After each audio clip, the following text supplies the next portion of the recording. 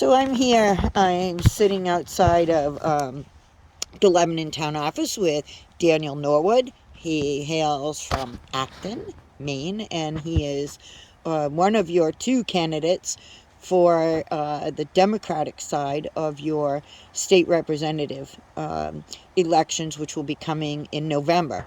But Daniel is one of two who are running for the Democratic ticket. He's running against Karina Cole, who is a Lebanon resident, and the district he will be covering is Lebanon and Acton.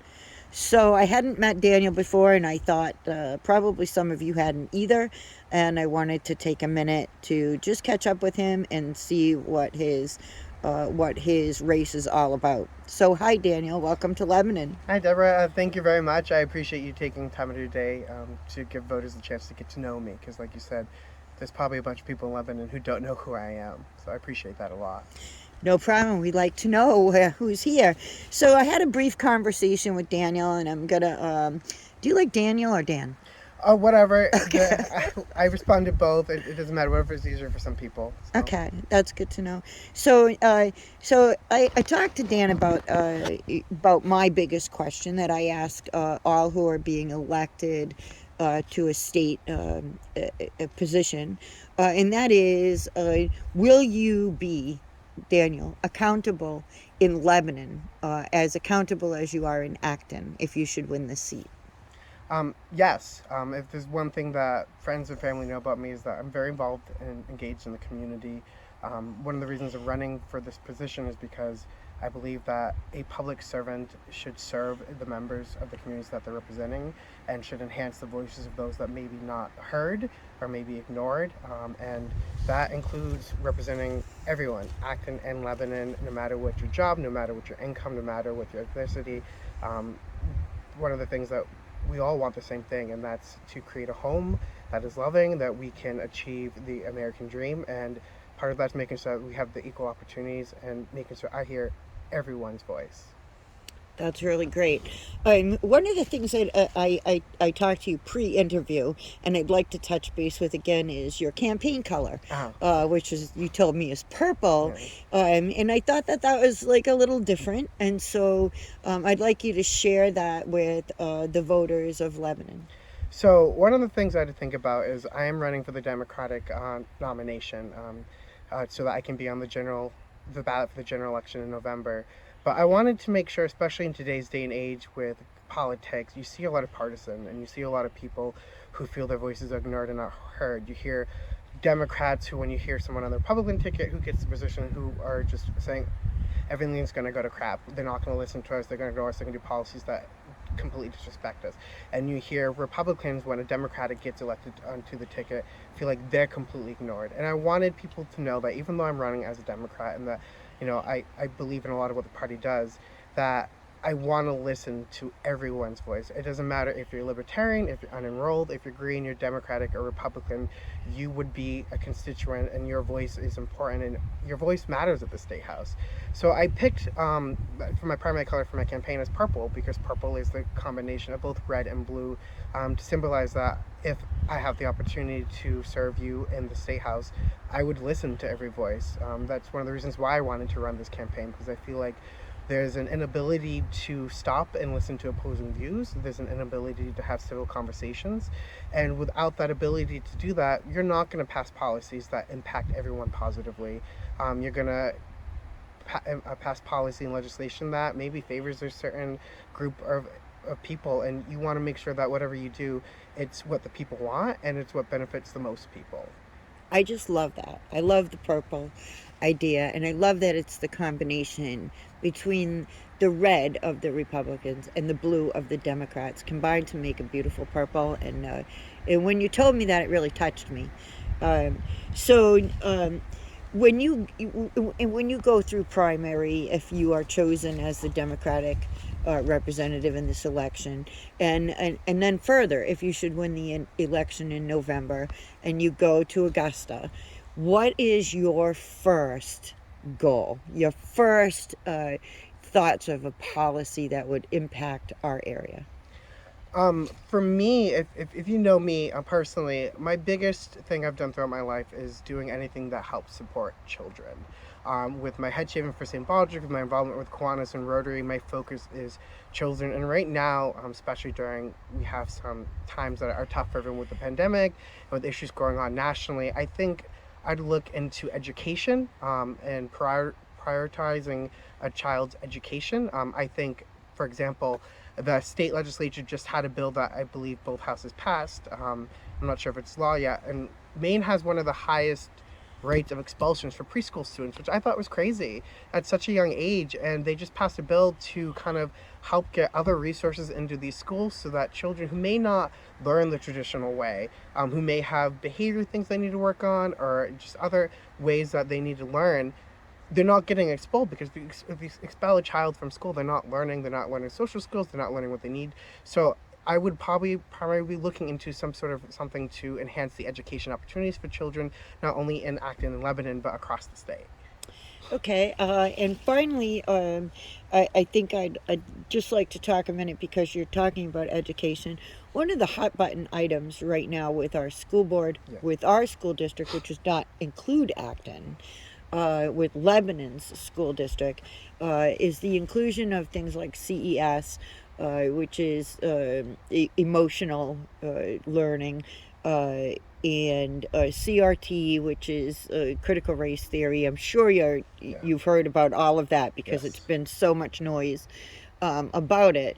And we have members here in the community who are actively seeking election this year in order to try to curb that learning period, and let parents choose education for their children, rather than education ideals which are they feel are forced by the teachers unions and the school systems at large. How do you feel about parental involvement in local education? So I'm sorry if I go on along about this, but That's I have a lot. So I think public education is to allow everyone, children, no matter where background you come from, to have the opportunity to grow up, to get good jobs, to live their lives, to pursue their American dream. And I think part of being a part of a culture and a society, there are certain standards that we have to make sure that everyone has the same opportunities. I obviously believe that parent involvement is important, because obviously you're teaching your child values and lessons at home. You want those values and lessons enhanced at school, and vice versa. But I also believe that there is, like I said, a certain standard that everyone has to learn. One of the questions I've been asked, it's very similar, is talking about diversity, equity, and inclusion, and having that kind of involved in the school system. And I see both sides. I see it is very important, as someone of color, and who my sister is also Romanian. I'm Guatemalan, who grew up with Caucasian parents. I have a niece, and she's grown up, and she's seen me, a person who is tan, and her mother who's tan, and then her grandparents who are white. She doesn't think about color. She doesn't think about race. She just knows that diversity is beautiful and welcome. And because at such a young age, from a baby to now she's turning 8, that's what she's seen, and that's why I'd like to see all kids to just see color, to see Black, Latino, Asian, Caucasian, religions, whatever, and it just be normalized and not something that we have to think about. But I also understand some parents' concerns in regards to feeling forced. One thing that we talk about when we talk about these issues is privilege. And privilege is a very touchy subject to talk about, because a lot of times when we talk about privilege, we say, you're privileged, and we're pointing at someone and we're accusing them, and it's called calling somebody out.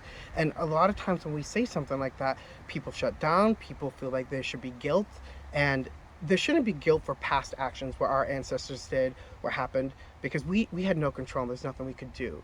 But there is something that we can do from this point. When we start learning about these things, we can take action to improve our society. And part of that is having these conversations, making sure that if we're teaching these important things to our kids, like if my niece is going into classroom, she's being taught about the civil rights movement, and she's be talking about the LGBT movement, about the suffrage movement. She shouldn't feel guilt, and I think that's part of how we teach our students. It should be saying, hey, this is something that happened, and this is how we're going to improve it. It's called calling somebody in, when you encourage them to be involved in the conversation without them being called out. So when I talk about privilege, I am an adopted male from Guatemala. So some people may say, oh, well, you're Guatemalan, so there's people who are Caucasian have privilege.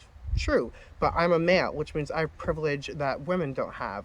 I have parents who both went to college and both had good sustaining jobs. I had two parents, so that gives me privilege over other individuals, opportunities that they may not have. So privilege is something that we all have. It's not something we should feel guilty about.